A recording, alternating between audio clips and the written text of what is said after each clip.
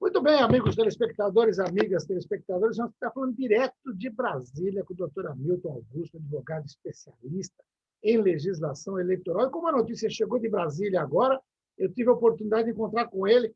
Ele vai embarcar para São Paulo daqui a pouquinho, está no aeroporto de Brasília. Doutor Hamilton Augusto, primeiro, muito obrigado por atender esse pedido de uma entrevista inusitada, né?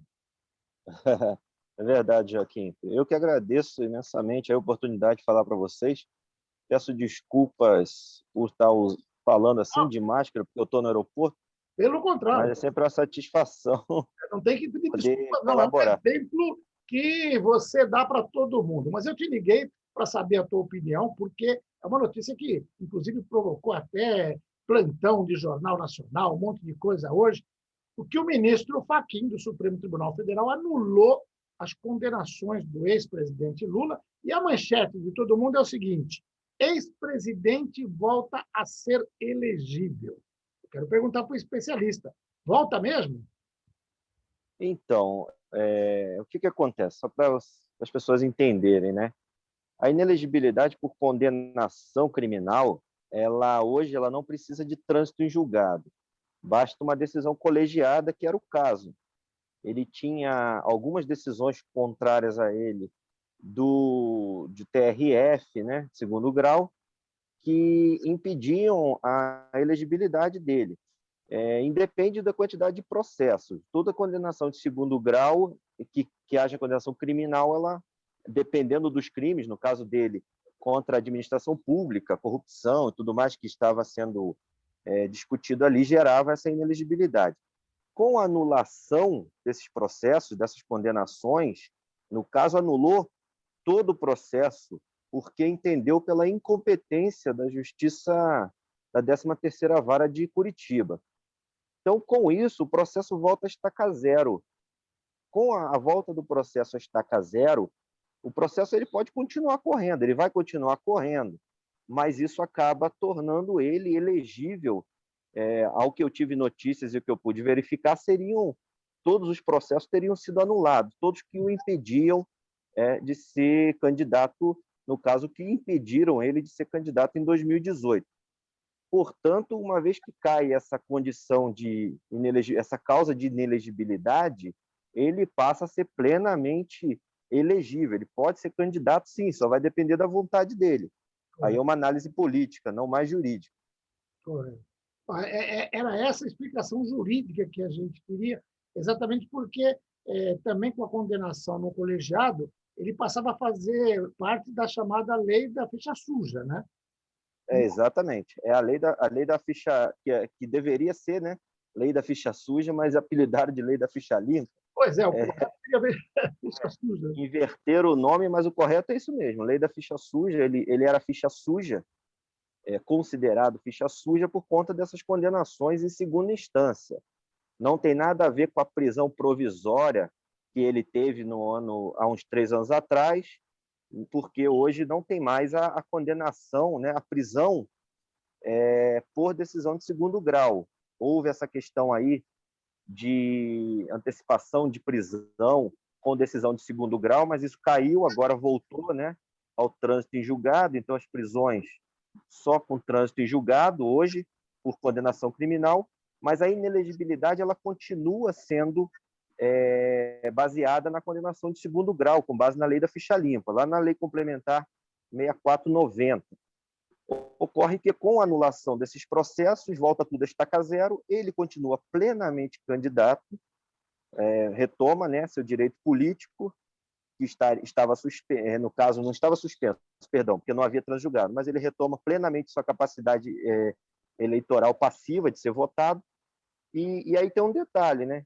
É óbvio que cabe recurso, é óbvio que, eventualmente, a Procuradoria vai recorrer. Se não for restabelecida essa decisão, se não for cassada essa decisão do ministro Fachin, se for mantida essa decisão, dificilmente ele vai ser impedido de ser candidato, porque até o registro de candidatura da próxima eleição, né, que será, imaginamos aí, que se a eleição for mantida em outubro, como é a data correta, esse ano passado que houve a mudança por conta da pandemia, mas se a eleição for mantida em outubro, registro de candidatura vai até agosto, final de julho, início de agosto. Então, até lá, dificilmente ele vai ter uma condenação em segundo grau. Uhum. Se ele não tiver uma condenação em segundo grau até a data do registro de candidatura, ele é candidato sem qualquer questionamento, não há nem o que se questionar. Uhum. A gente está falando, lógico, do ponto de vista técnico. A gente vive num momento no Brasil que é complicado. Você vai falar de questão técnica, e é eminentemente técnica. A pessoa fala, você está defendendo a candidatura. Não tá, ninguém está defendendo a candidatura, nem Exatamente. ser candidato. Está colocando o que a lei determina. Eu queria até Exatamente. aproveitar, se tiver mais um pouquinho de tempo aqui, porque ontem mesmo nós devemos Claro. eleição em várias cidades do estado de São Paulo e não tivemos em função da pandemia da fase vermelha. Com certeza, você Exatamente. está mexendo muito com o teu trabalho aí junto aos tribunais. Como é que está isso? Como é que são essas decisões? Teríamos eleições, não tivemos? Já sabe para quando pode ter, se não pode ter? Como é que está esse processo todo aí?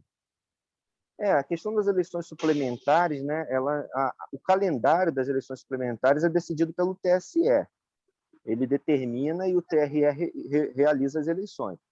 Com a questão do avanço da pandemia, o TSE optou por cancelar as eleições que seriam realizadas agora no domingo, no dia 7, ontem. E ainda não tem uma data. Vai depender do TSE, fica de novo a cargo do TSE. O TSE pode até atribuir ao TRE de cada estado que ele defina uma data. Ele tem essa possibilidade.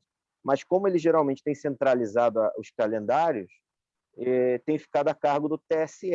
Então a gente vai ter que aguardar aí uma manifestação do TSE, se vai ele implementar outra data, se vai aguardar a pandemia. Para os candidatos, você tem aí uma opção de continuar em campanha, né? Correto. Ele está em plena campanha, prossegue na campanha. Pode ser que ajude, porque tem candidato que prefere uma eleição de tiro curto para ganhar rápido, porque ele pode se desgastar no caminho. Tem candidato que prefere mais tempo para ser conhecido. Então, não está suspensa a campanha eleitoral.